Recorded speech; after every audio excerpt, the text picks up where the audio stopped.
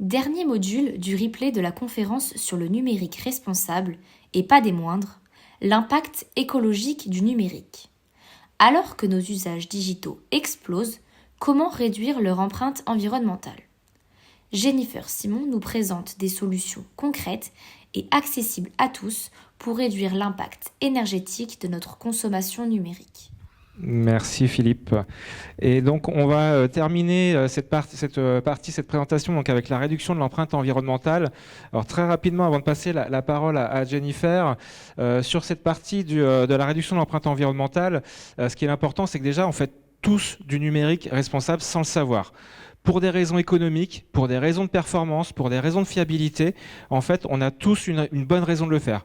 En revanche, c'est pas parce qu'on fait des économies sur le numérique, qu'on fait du FinOps, qu'on fait du GreenOps, pour ceux qui sont dans la technique, qu'on fait du numérique responsable. Donc il y a vraiment un équilibre à trouver entre tous ces axes pour faire du numérique responsable. Pour faire du numérique responsable, c'est un graphique qui est issu de Negawatt, donc qui est plutôt orienté sur l'énergie en tant que telle, mais le numérique sans énergie, il n'y a pas de numérique. Et donc il y a un grand enjeu sur la notion de sobriété numérique qui doit être le premier axe sur lequel on doit travailler pour réduire la notion de services numériques aux besoins essentiels.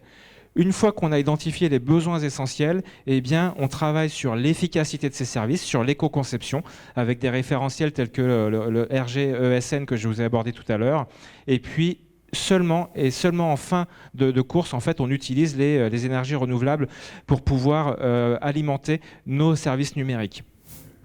Une autre méthode que je ne détaillerai pas dans le détail, mais qui est assez intéressante pour consommer plus responsable, c'est la méthode BISOU, donc besoin immédiat, semblable, origine et utile, qui permet de se poser les bonnes questions avant d'acheter un nouveau service, avant d'acheter un nouveau produit, qu'il soit numérique ou pas. C'est un ensemble de questions qui vous permet de vous interroger pour pouvoir justement vous poser les bonnes questions avant d'acheter un nouvel élément. Et puis pour structurer votre démarche numérique responsable, il existe d'autres outils. On a parlé du RGESN, il y a la charte du numérique responsable que vous pouvez signer gratuitement auprès de l'Institut du numérique responsable, mais vous pouvez avoir votre propre charte si vous le souhaitez, ou le label numérique responsable qui permet de labelliser votre organisation justement si elle est engagée dans cette démarche numérique responsable.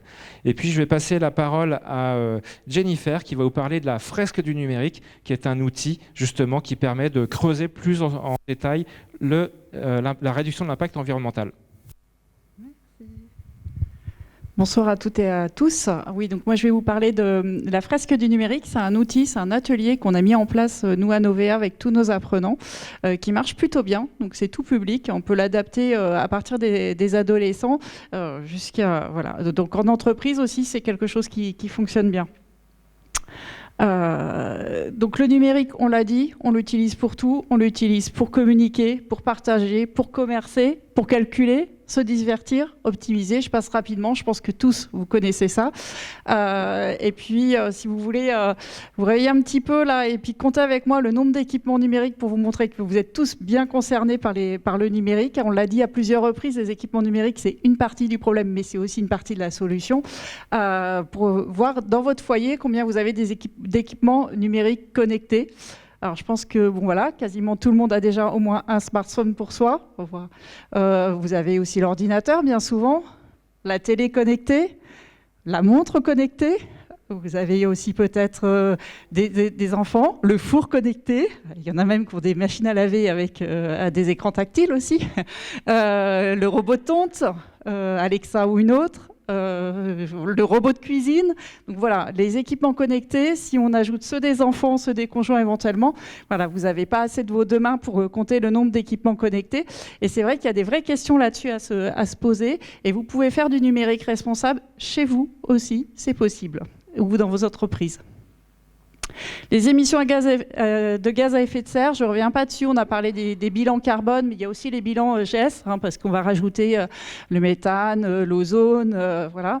2 à 4%, ça c'est quand on avait fait, c'est les cartes, les chiffres de la fresque du numérique. Vous voyez, Kevin vous l'a dit tout à l'heure, on est à plus de 4% maintenant. Le problème, c'est pas tant le pourcentage, c'est surtout son évolution, puisqu'il n'arrête pas d'augmenter et d'une façon très exponentielle. Dans la partie droite de la diapo, vous avez la fabrication, le détail entre la fabrication et les usages. Vous voyez que là, l'impact sur les gaz à effet de serre, c'est 54% si on cumule pour la fabrication et le reste, 56%. Donc 44% pour la fabrication et 56% pour les usages. Ça, c'est pour les gaz à effet de serre. Les chiffres varient un petit peu. Hein. Ce qu'il faut remarquer, c'est les tendances. Les chiffres varient parce qu'en ce moment, les impacts environnementaux, toutes les méthodes de calcul ne sont pas encore bien fixées. Et quand on fait des co-conceptions ou qu'on fait des bilans, il y a plusieurs méthodes encore de calcul qui sont... voilà, les normes ne sont pas encore faites. Ce qui est important aussi de voir, c'est l'effet rebond. On l'a vu tout à l'heure, on disait, est-ce que la technologie, ça peut être une solution ?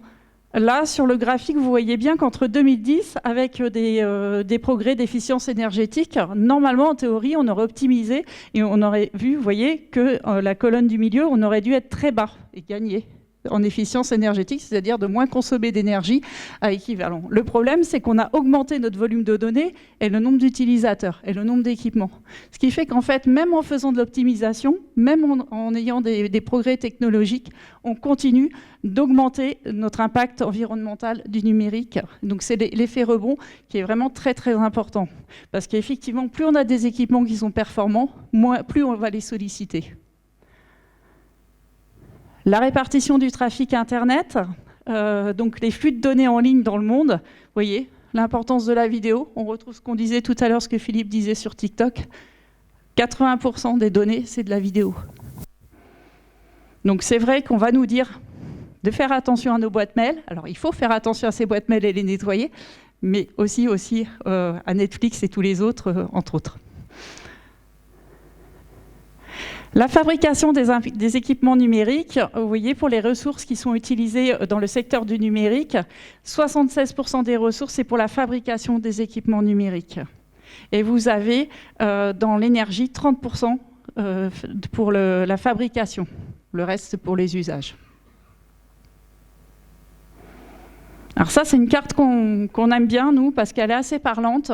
Ça vous permet de voir l'impact, c'est le sac à dos écologique. Vous voyez, l'ordinateur de 2 kg, petit ordinateur voilà, que vous avez chez vous, vous avez 800 kg de ressources naturelles qui ont été sollicitées, qui ont été utilisées pour le fabriquer.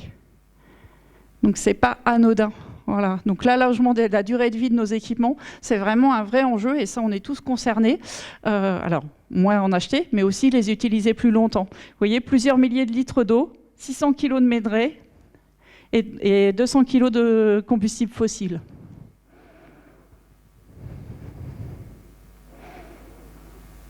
Alors, limiter notre quantité d'équipement, c'est vraiment quelque chose que l'on peut faire. Alors, on peut reprendre la méthode Bisou qui vient d'être effectivement qui vient d'être citée, qui est assez intéressante.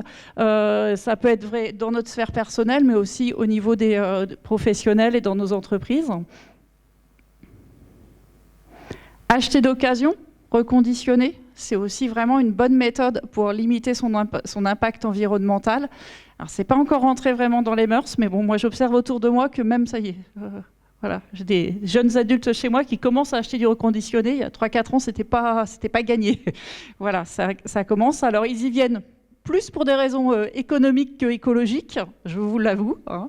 Mais bon, voilà, ça va dans le bon sens. Prendre soin de son matériel. Alors c'est vrai que bon, les coques, les verres trempés et autres, ça permet d'allonger la durée de vie de nos matériels. C'est surtout qu'il faut prendre conscience que là, en moyenne, on change nos téléphones portables tous les 2 ans. 88% des équipements, enfin quand on rachète un téléphone, il y avait 88% des anciens téléphones qui fonctionnent toujours et qu'on va mettre dans un tiroir et qu'on va mettre de côté. Donc c'est vrai que un téléphone, s'il fonctionne, on peut aussi se poser la question de savoir si on peut... Ouais, d'accord, on n'a pas la dernière version, mais est-ce qu'on ne peut pas le garder un petit peu plus longtemps? L'objectif, ce serait qu'on arrive à garder nos matériels 3 fois plus longtemps qu'actuellement. C'est-à-dire qu'un téléphone portable le garder 6 ans et un ordinateur le garder 12 ans. Voilà. Alors moi, à titre personnel, j'ai un Mac, désolé, de 2015, il fonctionne encore très bien. Alors voilà, donc c'est vrai que c'est possible, mais c'est quelque chose qui demande un petit peu de soin, effectivement, et puis de nettoyage, voilà, d'enlever des données régulièrement et d'en prendre un petit peu plus soin. Mais c'est vraiment une des clés aussi et ça, tout le monde peut contribuer à ça. Réparer notre matériel. Alors, je vous l'accorde, des fois, ça coûte aussi cher que d'en racheter un neuf. Ce n'est pas forcément intuitif de le faire. Mais réparer notre matériel dans des répare-cafés ou autres, c'est vraiment ou le donner à des associations qui vont le réparer, qui vont en faire du réemploi. C'est vraiment quelque chose d'important et qui peut faire du bien.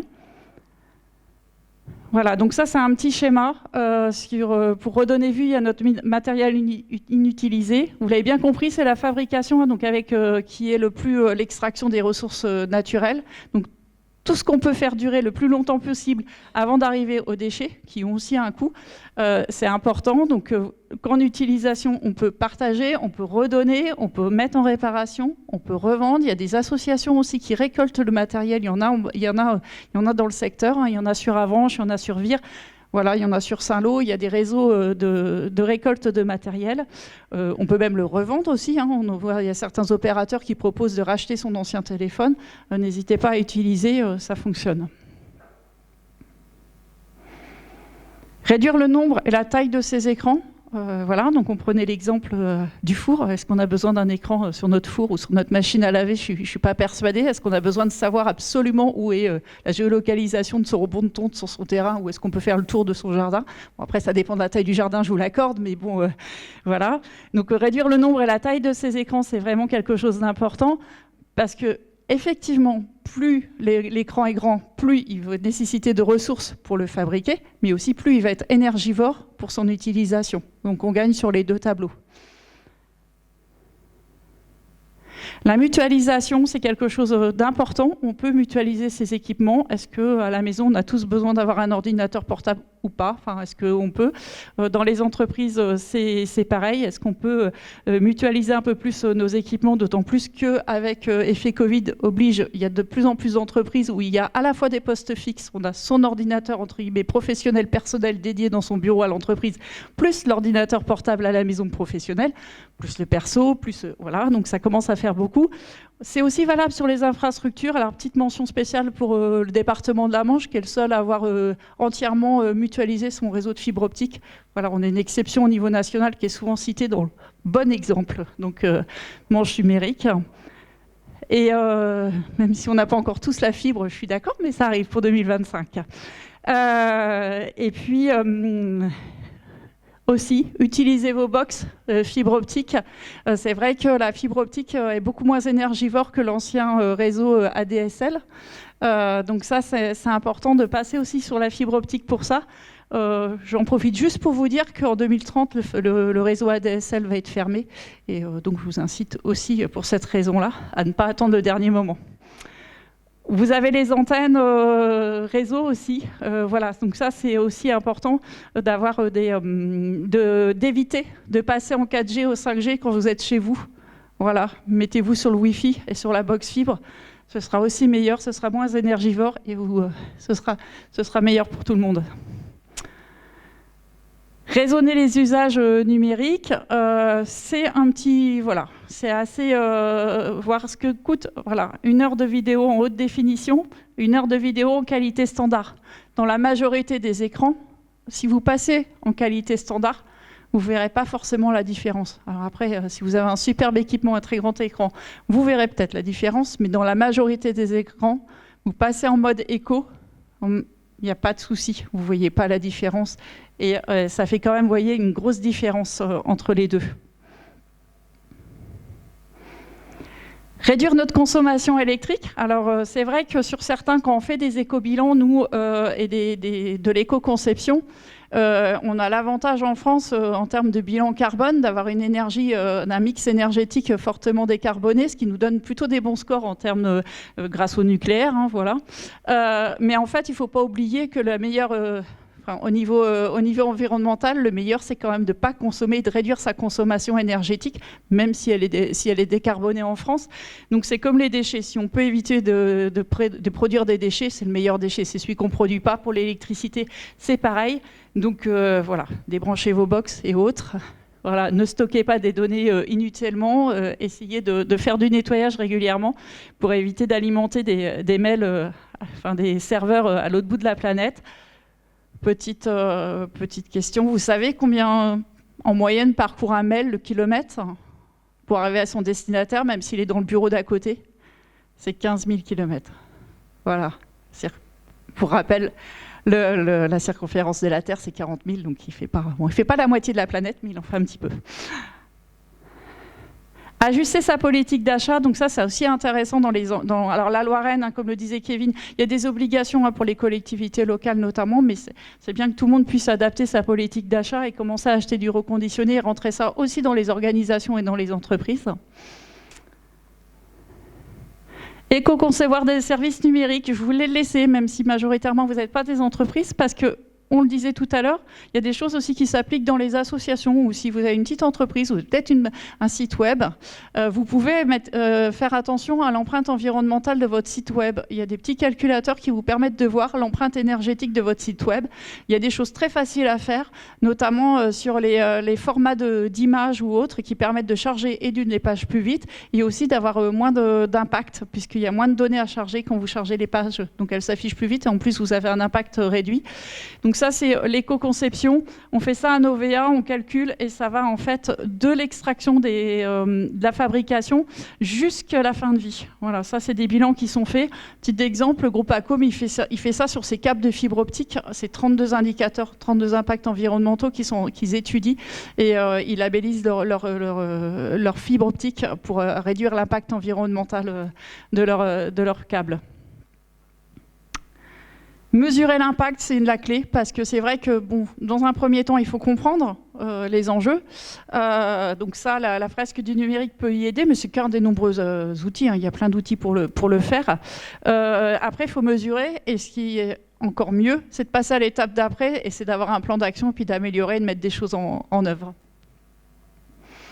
Et pour sensibiliser autour de vous, je vous invite à aller participer notamment à des ateliers ou à aller transmettre les petites bonnes pratiques, les petites astuces qu'on a pu vous donner ce soir. Voilà. Merci.